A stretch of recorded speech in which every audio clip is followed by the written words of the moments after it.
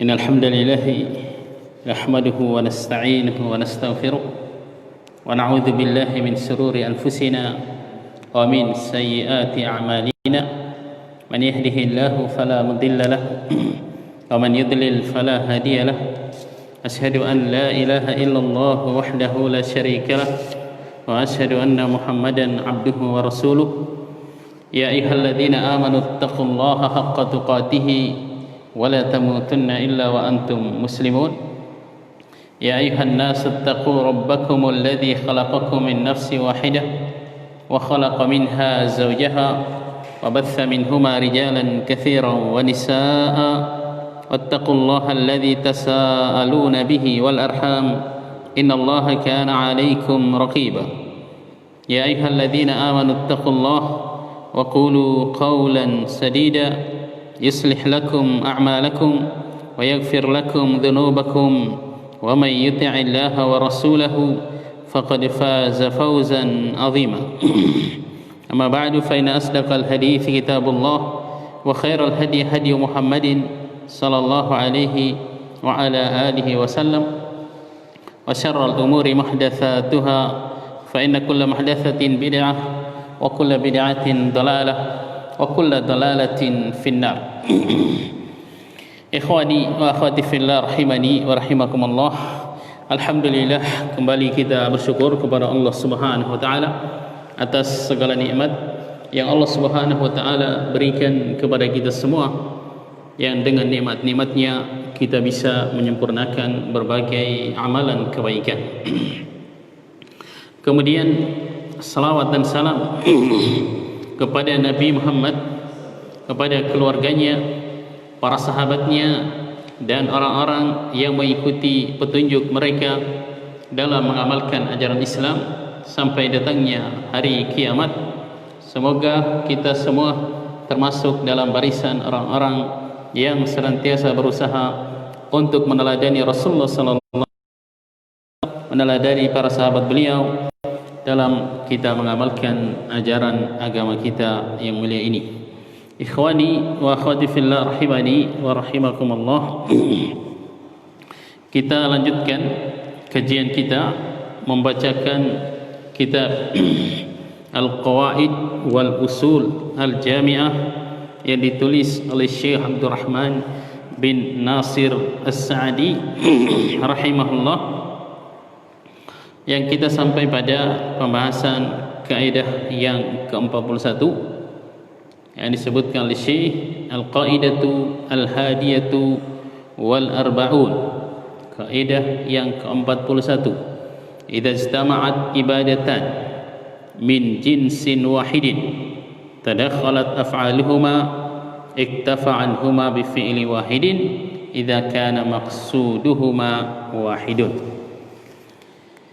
Jika terkumpul dua ibadah atau lebih yang sejenis, yang hakikatnya sama, tujuannya juga sama, maka penunaian salah satu ibadah tersebut mewakili yang lainnya. Misalnya berkumpul beberapa salat sunnah, kita setelah wudu disunahkan untuk salat 2 rakaat. Kemudian bertepatan dengan kita masuk masjid. Masuk masjid juga disunahkan untuk kita salat tahiyatul masjid. Bertepatan dengan waktu duha misalnya, atau waktu qabliyah zuhur. Jadi ada 3 salat yang terkumpul. Ibadah sejenis, hakikatnya sama, gerakannya sama, bacaannya sama, kemudian tujuannya juga sama, yaitu semuanya salat sunnah. Maka cukup kita melakukan satu aja, kata Syekh, dengan kita gabungkan niat untuk 3 ibadah tersebut. Demikian pula dalam ibadah puasa. Ibadah puasa, tapi sekali lagi ini khusus dalam ibadah-ibadah sunnah yang tidak wajib, bertepatan dengan hari Senin atau hari Kamis, kemudian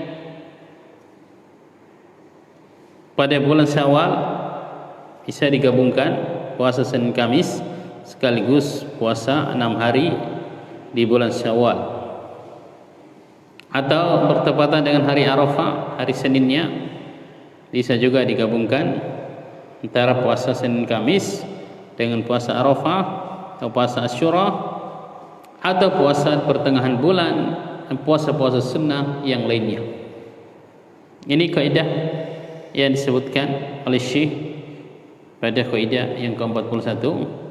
Kita baca penjelasan Syekh Abdurrahman bin Nasir As-Sa'di rahimahullah. Kata beliau, al-qaidatu al-hadiyatu wal-arba'un idza ijtama'at ibadatani min jinsin wahidin wa tadakhalat af'aluhuma uktufiya anha biwahidin idza kana al-maqsudu wahidan. Jika ada dua ibadah atau lebih dari satu jenis dan gerakannya atau hakikatnya sama, tujuannya juga sama, maka cukup salah satunya mewakili yang lainnya. Kata Syekh, hadza min ni'matillahi wa taysirihi. Ini termasuk nikmat Allah Azza wa Jalla kepada hamba-hambanya, kepada kita, dan kemudahannya. Annal amala wahida yaqumu maqama a'malin. Satu amalan bisa menggantikan kedudukan beberapa amalan yang lainnya. Faman dakhala al-masjid, kata Syekh, siapa yang masuk masjid waqta hudurir ratibah, pada waktu hadir atau waktu salat rawatib, zuhur misalnya, nah, atau subuh, fasalla raka'ataini, lalu dia salat 2 rakaat aja, yanwi bihima ar-ratibah wa tahiyatul masjid, dia meniatkan dengan 2 salat itu, salat rawatib dan salat tahiyat masjid, hasalalahu fadluhuma, dia bisa mendapatkan 2 keutamaannya. Nah, keutamaan 2 salat itu, padahal 1 salat aja yang dia lakukan, tapi ini harus diniatkan, menggabungkan 2 ibadah yang sejenis, sama-sama ibadah sunnah. Ini namanya kaidah tadakhul al-ibadat. Wa kadzalika law ijtama'at ma'ahuma aw ma'a ahadihima sunnatul wudu. Demikian pula kata Syekh, seandainya berkumpul lagi bersama keduanya atau salah satunya dengan salat sunnah wudu. Jadi bisa 3 salat kita gabung niatnya, 3 salat sunnah diwakili dengan 2 rakaat aja, atau bertepatan juga dengan kita salat istikharah atau salat-salat yang lainnya yang memiliki sebab. Nah, ini disebutkan juga oleh Imam Nawawi dalam kitab beliau. Wa man halafa, siapa yang bersumpah iddata aimanin, dengan beberapa sumpah, ala syai'in wahidin, dengan sesuatu, berkali-kali dia bersumpah untuk satu masalah. Tanya dia bersumpah untuk tidak masuk rumahnya si fulan, jadi itu aja, dia tidak akan masuk rumahnya si fulan sampai 5 kali dia bersumpah. Wa hanisa iddata marrat qabla takfiri, dan dia melanggar sumpahnya beberapa kali juga sebelum membayar kafarah dari sumpahnya itu. Setiap kali dia langgar dia belum bayar karena sumpahnya sama aja. Kata Syekh, adza'ahu kafaratun wahidatun al-jami', maka cukup baginya sekali aja bayar kafarahnya kalau sumpahnya sama. Tapi fa in halifa ala syai'aini, kalau 2 hal yang berbeda yang dia bersumpah, wa fa aksara atau lebih, wa hadisal fil jami', dan dia melanggar semua sumpahnya itu, dalam yang masuk dalam mazhabnya Imam Ahmad, cukup satu kafarah aja juga. Tapi kata Syekh, yang dipilih oleh Syekhul Islam Ibnu Taimiyah Taqiyuddin dalam masalah ini beliau menguatkan masing-masing sumpah yang dilanggar itu kafarahnya tersendiri. Jadi berbilang sesuai dengan yang disumpahkan itu. Nah, dan ini insyaallah yang lebih kuat karena ya berbeda memang pelanggarannya. Amma idza kanat al-kafaratu mutabayyinah maqasiduha. Adapun kalau kafarah dua pelanggaran itu berbeda tujuannya, seperti kafarahnya orang yang menzihar istrinya dengan kafarah sumpah, atau dengan kafarah yang kafarahnya sumpah dengan kafarahnya orang yang menggauli istrinya di siang hari bulan Ramadan, maka jelas ini tidak bisa saling mewakili, kata Syekh. Yang saling mewakili itu yang sama, yang sejenis, kan jelas kaidahnya sejenis. Dan tadakhul, kafarah zihar sama kafarah menggauli istri di bulan Ramadan. Ini kelihatan tadakhul, tapi kata para ulama ini ibadah yang wajib atau kafarah yang wajib, tidak bisa saling tadakhul juga, berbeda jenisnya juga. Tidak bisa kita menggabungkan salat sunnah dengan salat wajib, karena dia tidak sejenis. Misalnya salat subuh, kita gabungkan salat sunnahnya sekaligus salat subuhnya diniatkan dalam satu salat, itu tidak bisa kata para ulama, karena ya berbeda jenisnya, antara satunya wajib, yang satu yang sunnah. Menggabungkan antara puasa qada bulan Ramadan, bayar hutang bulan Ramadan, dengan puasa Syawal, enggak boleh kata para ulama, karena berbeda jenisnya. Nah, ini penjelasan Syekh Abdul Rahman bin Nasir Sa'di tentang kaidah ini, yang ketika kita bahas cari dalilnya mana kaidah ini, kebanyakan yang kami dapatkan dalilnya adalah tentang mandi. Mandi itu bisa mewakili wudu, bisa juga satu mandi mewakili mandi yang lainnya. Nah, itu yang disebutkan dalil-dalilnya, atau dalil sebagai dalil dari kaidah ini oleh para ulama. Yang jelas ini kaidah yang masyhur, sebut dengan kaidah tadakhulul ibadat, yaitu ibadah saling masuk, istilahnya satu jenis salah satunya bisa mewakili yang lainnya. Dan ini sekali lagi kata Syekh termasuk nikmat Allah dan kemudahan yang Allah Subhanahu wa taala berikan kepada kita, di mana kita bisa, atau kita cukup salat 2 rakaat misalnya, bisa mewakili salat tahiyatul masjid, salat setelah wudu, dan salat rawatib zuhur misalnya.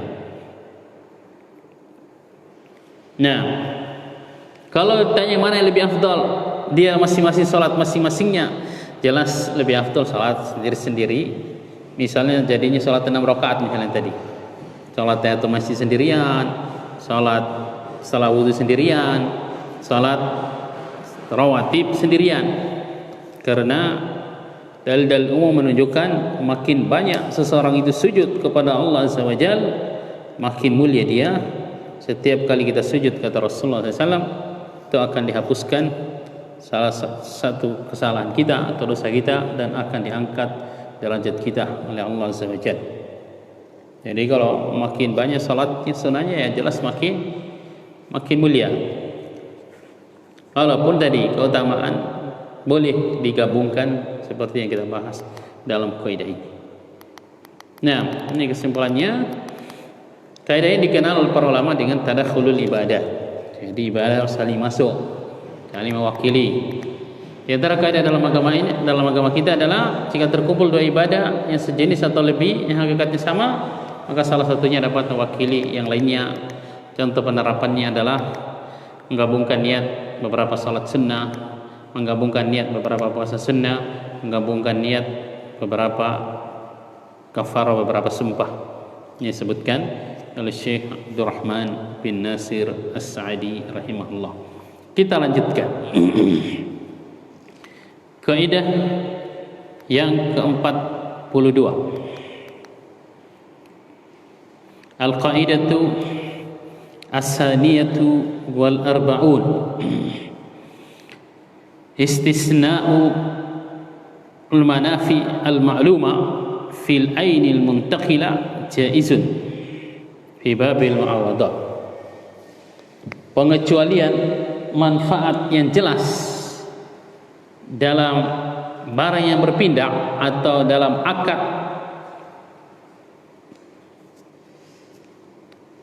komersil, yang penting manfaatnya jelas, boleh hukumnya. Jadi kita jual rumah misalnya, kita mengatakan kepada si pembelinya, akadnya kita bikin sekarang, mungkin dia bayar sekarang juga cash, tapi kita mensyaratkan saya mau pakai dulu 1 bulan, itu boleh. Nah, yang penting jelas manfaatnya. Nah, tapi kalau dia mengatakan saya mau pakai dulu sampai saya dapat kontrakan, ini nggak boleh. Harus tentukan waktunya. Karena kalau dia mengatakan sampai dapat kontrakan, itu akadnya menjadi ada gorornya yang dilarang dalam akad-akad komersil. Nah,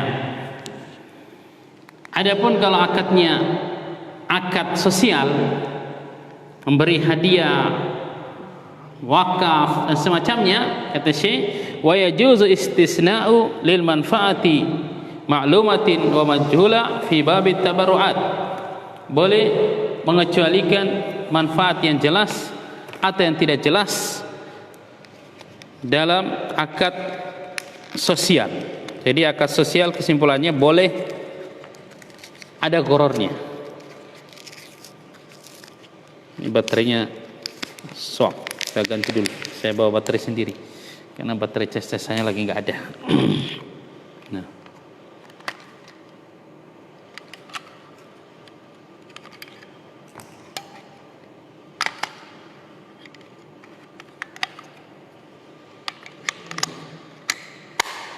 Nah, kata Syekh, wa yajuzu istisna'u lil manfaati maluma wa majhula fi bab tabarruat. Boleh pengecualian manfaat yang jelas ataupun yang tidak jelas dalam akad-akad sosial, karena tidak ada yang dirugikan. Walaupun tidak jelas, ada gorornya, maksudnya tetap tidak rugi orang yang diberi. Misalnya seseorang mengatakan, saya wakafkan mobil saya ini, tapi saya akan pakai dulu sampai saya meninggal dunia. Nggak jelas kapan dia meninggal dunia itu. Boleh, tidak masalah. Tapi kalau jual beli nggak boleh seperti itu. Harus jelas sampai berapa hari aja kamu pakai. Nah, karena di bawah akan ada apa ya? Dikhawatirkan akan terjadi permusuhan. Rasul saya mengungkapkannya mukhatar, kayak yang ada unsur judinya. Kata Syekh Utsaimin dalam manzumanya, summal uqudu in takun muawadah faharriranha wada'il mukhatar. Kemudian kalau akad-akad, kata Syekh, kalau akadnya itu akad komersil, tukar menukar, maka harus semuanya jelas, tidak boleh ada yang tidak jelas pada saya. Wa in takun tabarruan, kalau akadnya itu akad tabarru, yaitu akad sosial, atau tawsiqah atau akad jaminan, maka fa amruha akhaf, urusannya lebih ringan katanya. Boleh goror, ya. Boleh kita mengatakan kepada orang, saya infakkan harta saya yang ada dalam kresek ini. Dia nggak lihat apa isinya, apa batu atau emas, itu tidak masalah, karena akad sosial namanya.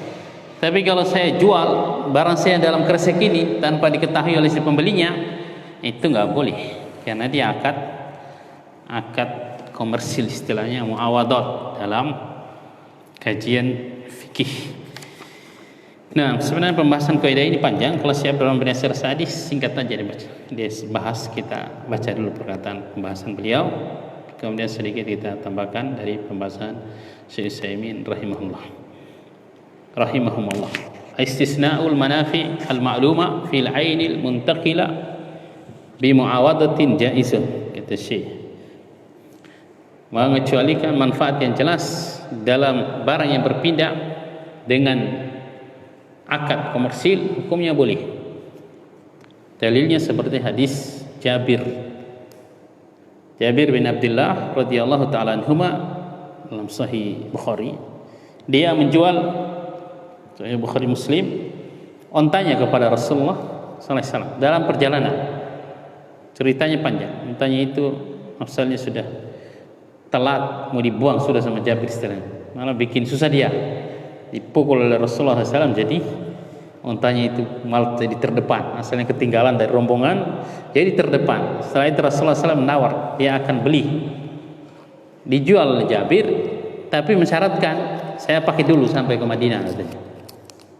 Nah, ini boleh, dibolehkan oleh Rasulullah SAW. Ternyata setelah sampai ke Madinah,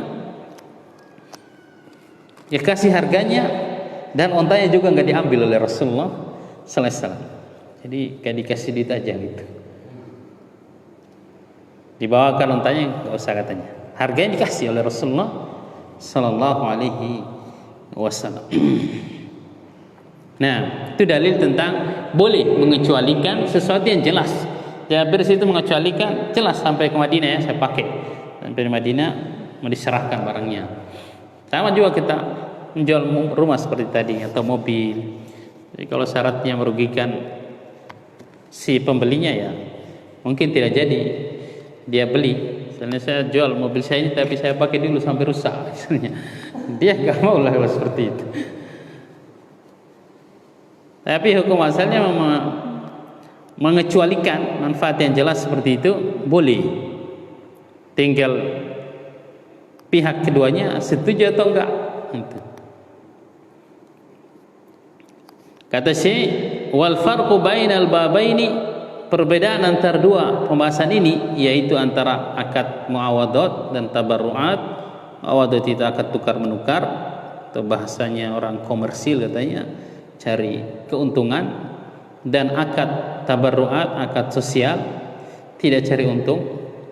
Nah, annal muawadhat yustaratu fiha tahrirul mabi, bahwa dalam jual beli dalam akad komersil disyaratkan barang yang dijual atau disewakan misalnya masalah pembahasan ini harus jelas berupa ilmu bihi wa manafihi wa sifati kulli wajhin wa sifatihi min kulli wajhin, diketahui barangnya mana, manfaatnya apa barang itu, kemudian sifat-sifatnya seperti apa, itu semuanya harus jelas.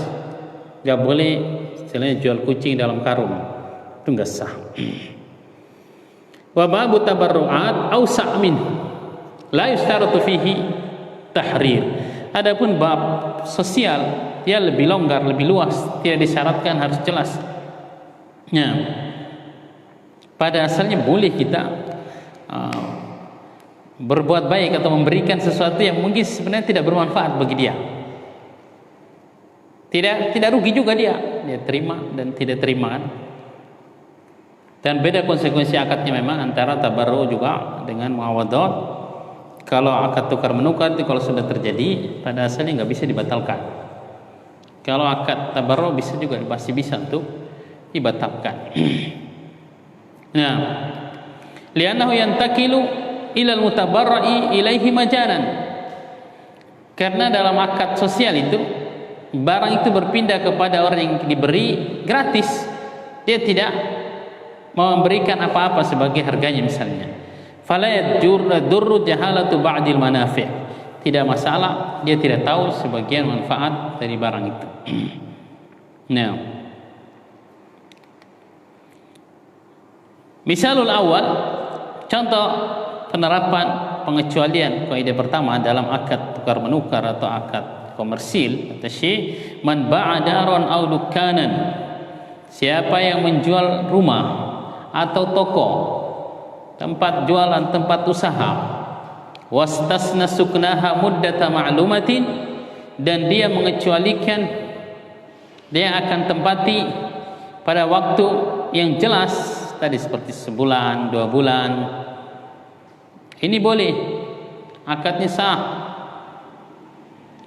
Au ba'a bahimatan, atau seseorang itu menjual hewan ternak, wastasna zahraha ila mahallin muayyanin, dan dia mengecualikan untuk dia pakai ditunggangi sampai pada tempat yang jelas seperti hadis Jabir, kata Syekh, hukumnya sah. Man ba'a silahan atau aniyatan, siapa menjual senjata misalnya atau bejana, peralatan dipakai, dan dia mengecualikan, istasna intifa'a biha muddata ma'lumatin, untuk dia pakai dulu dalam waktu yang sudah jelas, au ba'a kitaban, atau seorang menjual buku mensyaratkan dia mau manfaatkan dulu, mau baca dulu, setelah selesai baru, atau sebulan lah, tapi harus tentukan waktunya, muddata ma'lumah kata saya. 1 pekan depan baru saya serahkan ya, sekarang sudah dibayar harga, tidak masalah. Fakullu dzalika jaizun, semua hal ini boleh. Ini dalilnya di qissati jamali Jabirin hina ba'ahu 'ala Nabi sallallahu alaihi wasallam wastasna dhahrahu ila al-Madinah. Dalilnya adalah kisah Jabir yang menjual ontanya tadi pulang dari peperangan kalau enggak salah. Nah, fa in kana majhulatan lam yajuz, ini lima fihi minal gharar. Kalau yang dikecualikan itu tidak jelas waktunya atau tempatnya, batasan tempatnya sampai memanfaatkan untuk menunggangi kuda itu gak jelas, menempati rumahnya dia kecualikan berapa hari gak jelas, tadi misalnya sampai dapat kontrakan, ini gak sah akad seperti itu. Nah, karena ada gharar yang dilarang oleh Rasulullah SAW. Kata Abu Hurairah, naha Nabi SAW an bai'il gharar. Nabi SAW melarang dari jual beli gharar. Contoh penerapan kaidah yang kedua, yaitu dalam akad sosial dan masalah ada ghararnya pada asalnya. Kata saya, la waqafa iqaran, seandainya seseorang itu mewakafkan iqar itu barang yang tidak bisa berpindah seperti rumah, tanah. Nah, wastasnal intifa bihi muddatan ma'lumatan, dia mengecualikan dia akan pakai dulu pada waktu yang jelas atau pada waktu yang tidak jelas selama dia hidup boleh. Au a'taqa raqiqan, atau seseorang itu memerdekakan budak, ini juga akad sosial namanya. Wastasna khidmatahu lahu au li ghairihi muddata ma'lumatin au muddata hayatihi fahuwa jaizun, dan dia mengecualikan bahwa budak itu kamu saya merdekakan, tapi kamu harus jadi pembantu saya dulu, membantu pekerjaan saya sampai setahun misalnya, ini jelas boleh, atau sampai saya mati, ini boleh juga. Kata Syekh, ma'anna muddata hayatihi majhulah, padahal jangka waktu hidupnya dia itu enggak jelas berapa tahun, bisa cuma sebulan, bisa juga puluhan tahun baru mati. Ini dalilnya, ada dalilnya. Lianna Salamah, ini dalilnya. Salamah radhiyallahu taala anha a'taqat safinatan, memerdekakan budak yang bernama Safina, laki-laki ini. Dia mensyaratkan, kamu saya merdekakan katanya, tapi kamu harus menjadi membantu Rasulullah SAW selama Rasulullah SAW masih hidup, kata Salamah. Salamah kan istri Rasulullah SAW. Nah, terkenal ini Safina, ada kisah dia enggak jadi dimakan sama singa, katanya pernah dia terdampar di tempat situ yang ada singanya enggak makan dia, katanya diajak bicara sama dia.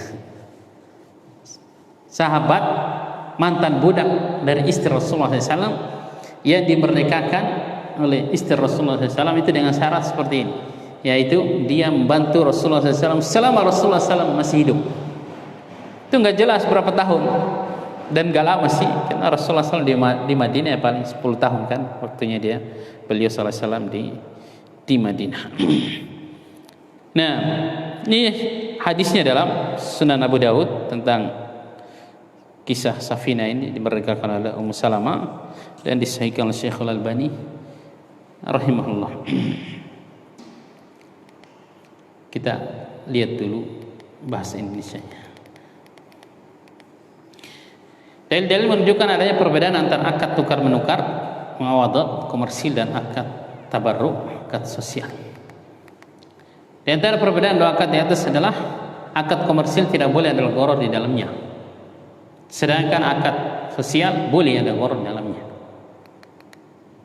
walaupun semuanya ada perincian. Antara contoh penerapan kaidah di atas adalah orang yang menjual rumahnya dengan mensyaratkan akan ditempatinya dulu selama 1 bulan. Ini akadnya sah. Nah, kalau dia mensyaratkan akan ditempati dulu sampai dia dapat kontrakan, kita sebutkan tadi, ini akadnya tidak sah karena ada gharar. Mungkin 10 tahun nggak dapat kontrakan gitunya. Nah, ini gimana jual rumahnya seperti itu? Orang yang mewakafkan hartanya dengan syarat dia akan pakai dulu sampai dia meninggal dunia, ini akad sosial, akadnya sah. Nah,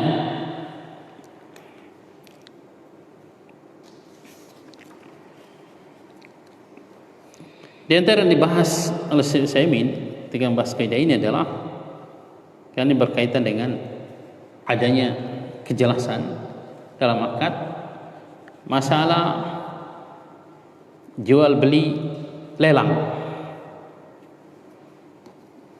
Kata Syekh Utsaimin diperdebatkan oleh para ulama, namanya bai'u bima yanqati'u bihi sir. Jadi siapa yang paling tinggi tawarannya, itu yang dapat, kan? Namanya lelang seperti itu, kan? Kebalikannya adalah tender, ya. Siapa yang paling rendah tawarannya, dia yang dapat. Karena yang kasih proyek mungkin pengen dapat keuntungan gitu, kan? Kalau lelang kan jual. Nah, kata Syekh Utsaimin, ikhtalaful ulama, dalam berbeda pendapat tentang masalah ini. Fa minal ulama man qala inna hadza la yajuz. Sebagian ulama mengatakan akad lelang, akad tender itu tidak boleh. Li'annahu ghairu ma'lumin lil ba'i wala lil mustari. Karena saat akad itu sebenarnya belum akad sih kayaknya. Harga belum jelas. Si pembeli juga nggak tahu berapa harganya ini sebenarnya. Penjual juga nggak tahu. Dia akan cari harga yang paling tinggi. Dari yang mengumpulkan, kalau di pondok dulu yang beli udang, jadi banyak apa itu tengkulak atau penampungnya itu mereka datang ketika panen dan mereka nyetor kertas. Di situ tertulis dia tawar mau beli dengan harga begini per kilo. Ya, jadi mereka nggak tahu siapa yang paling tinggi, itu yang dapat. Dikumpulkan oleh pemilik tambaknya pondokan biasanya kalau panen itu banyak banget. Nah, dia lihat mana yang paling tinggi. Setelah itu diumumkan bahwa yang menang adalah si fulan, dia yang beli. Kata saya itu belum jelas harganya, katanya. Menurut sebagian ulama, bagi pembeli maupun penjual, dia tidak tahu mana harga yang paling tinggi, sehingga hukumnya tidak boleh, ada gorornya. Ada juga yang membolehkannya, kata Syekh. Sebagian ulama membolehkan jual beli seperti ini. Qala inna nahya an bai'il gharar inna ma kana khaufal ghabn.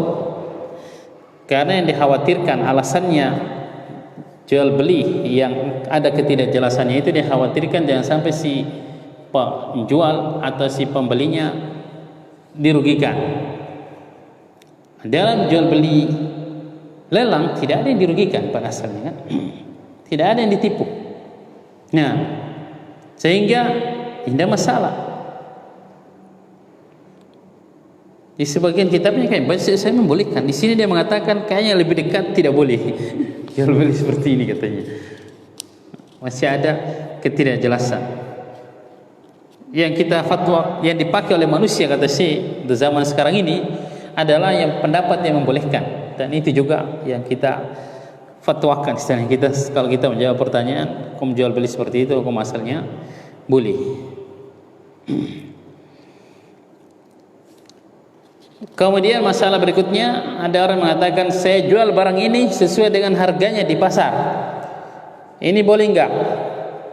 Ya, roci boleh. Diperdebatkan juga oleh para ulama, hukumnya boleh. Seperti itu karena jelas harga di pasar itu biasanya jelas kata beliau.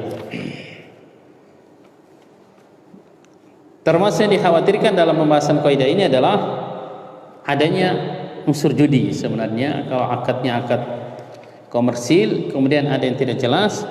Sini saya langsung menyinggung dari pembahasan kaidah ini, menyinggung pembahasan asuransi yang ada.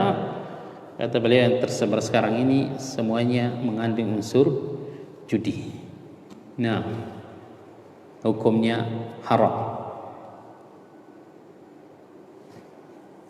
Dan banyak contoh-contoh, termasuk mengambil bunga di bank atau mengambil hadiah dari bank, boleh enggak? Itu kata beliau. Dicontohkan semua dalam kitab Syekh Muhammad bin Shalih Al-Utsaimin, yaitu Syarah Manzumah Ushul Fiqih dan Qawaid Fiqih. Ini dari sisi penjelasannya dia lebih lengkap banget penjelasannya Syekh Utsaimin di buku yang ini yang kami sebutkan kemarin. Alhamdulillah kami dulu pernah pelajari sampai selesai dua-duanya kitab yang sekarang saya bawa di kajian. Nanti kita lanjutkan insyaallah pembahasannya. Kelebihannya kitab Syekh Utsaimin banyak contoh-contoh permasalahan muasir, masalah-masalah sekarang. Dan kalau di buku saya ini saya warnai warna kuning biasanya. Ini pembahasan yang paling penting. Jadi samping buku ini saya sudah pernah pelajari, juga saya pernah baca ulang sampai selesai lagi. Nanti kita lanjutkan pada pertemuan berikutnya. Subhanakallahumma bihamdik, asyhadu an la ilaha illa anta, astaghfiruka wa atubu ilaik. Assalamualaikum warahmatullahi wabarakatuh. Karena sudah masuk waktu Isya, 1 menit.